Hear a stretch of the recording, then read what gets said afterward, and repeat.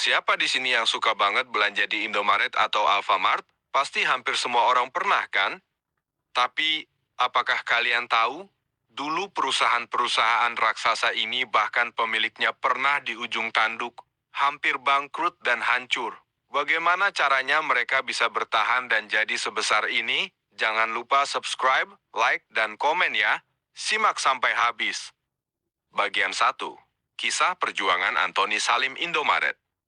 Indomaret berdiri di bawah naungan Salim Group yang dipimpin oleh Bapak Antoni Salim. Perjalanan mereka tidak selalu mulus, bahkan pernah mengalami momen paling mengerikan dalam sejarah. Saat terjadi krisis moneter 1998, kondisi ekonomi Indonesia hancur lebur. Nilai rupiah anjlok, bunga bank melonjak, dan banyak perusahaan raksasa tumbang tak berdaya. Salim Group pun terkena imbasnya sangat parah. Saat itu, total utang mereka mencapai angka fantastis, mencapai 55 rupiah triliun. Bayangkan Kak, angka yang luar biasa besar. Banyak analis dan orang bilang, kali ini Salim Group pasti tamat, pasti bangkrut, dan Indomaret pasti ikut hilang dari peredaran. Tekanan luar biasa, hutang menumpuk, kepercayaan orang hilang, situasinya sangat gelap dan penuh keputusasaan. Namun, Bapak Antoni Salim mengambil keputusan yang sangat berat dan berani. Ia rela mengamputasi aset-aset besar dan mahal yang selama ini menjadi sumber uang. Ia menjual saham Bank Pica, melepas bagian di Indosemen, dan aset besar lainnya demi mendapatkan uang tunai untuk menutup lubang utang yang sangat dalam itu.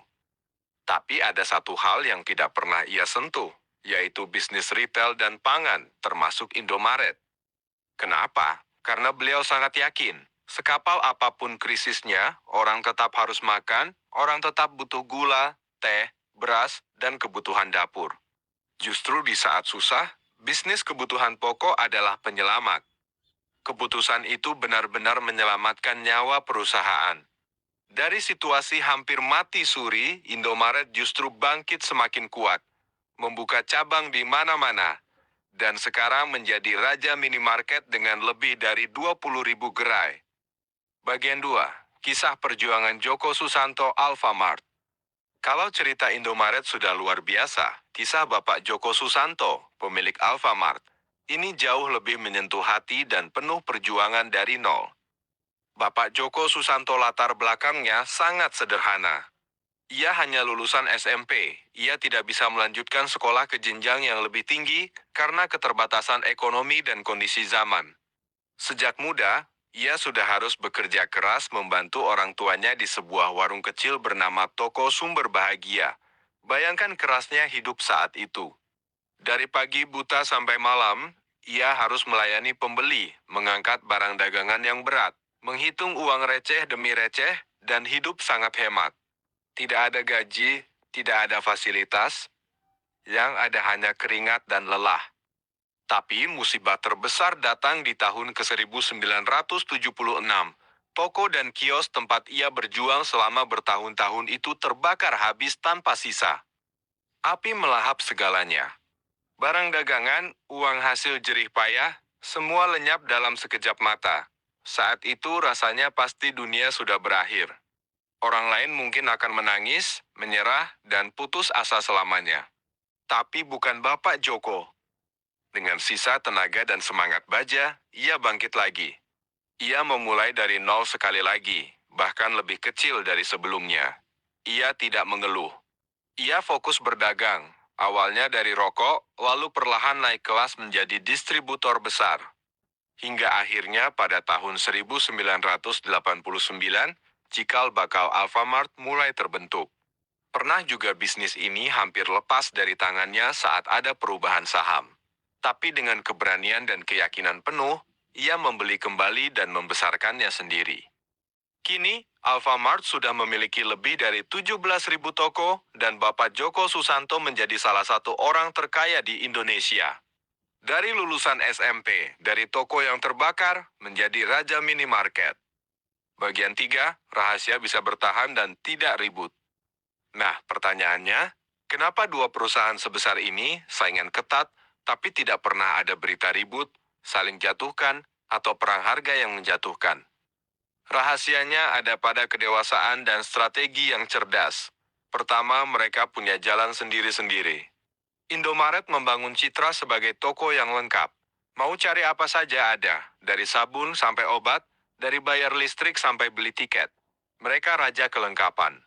Sedangkan Alfamart fokus pada kedekatan dan kemudahan. Mereka lebih agresif masuk ke gang-gang sempit, perumahan sampai ke pelosok desa. Harganya pun dikenal sangat bersahabat dan sering ada promo menarik. Kedua, bersaing sehat itu menguntungkan. Mereka sadar, berdampingan justru bagus. Kalau di Indomaret antre panjang, pembeli bisa pindah ke Alfamart dan sebaliknya. Kehadiran mereka justru membuat area tersebut jadi ramai dan orang jadi terbiasa belanja di situ. Jadi untungnya dapat dua-dua. Ketiga, fokus perbaiki diri sendiri. Mereka tidak buang waktu buat mikirin cara menjatuhkan lawan. Mereka sibuk mikir, bagaimana cara bikin pelanggan nyaman? Produk apa yang kurang? Pelayanan bagaimana yang lebih baik? Fokus ke pelanggan, bukan kesaingan. Hikmah dan motivasi. Nah, sobat miliarder, dari kisah dua bos besar ini, ada pelajaran emas yang bisa kita ambil. Pertama, jangan takut pada badai. Bapak Antoni Salim hampir bangkrut utang triliunan. Bapak Joko Susanto tokonya habis terbakar. Tapi mereka tidak mati.